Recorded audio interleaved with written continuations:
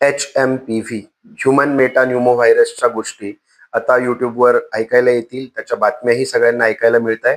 त्यामुळे प्रत्येक जणाच्या मनामध्ये परत एकदा भीती आहे. परंतु मला हे सांगायचं आहे की बिलकुल घाबरून जायचं नाहीये. एकदम साधा असा हा व्हायरस आहे.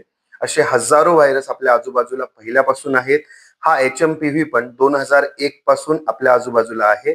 त्यामुळे प्रत्येकाने आत्तापासून इम्युनिटी कशी डेव्हलप करायची याच्याकडे लक्ष द्यायचंय. बिलकुल घाबरून जायचं नाही. मानसिक स्थिती आपली चांगली ठेवायची आहे. वेळेला जेवण, शक्यतो कफ वाढवणाऱ्या ज्या गोष्टी आहे म्हणजे आंबट आहे, गोड आहे, त्या खूप जास्त घ्यायच्या नाहीये, कमी प्रमाणात घ्यायच्या आहे. सकाळचा व्यायाम हा भरपूर प्रमाणामध्ये ठेवायचा आहे. आणि रसायन म्हणून च्यवनप्राश किंवा मग त्रिफळा, मध आणि तूप अशा गोष्टी आपल्याला जेवणामध्ये ठेवायच्या आहे.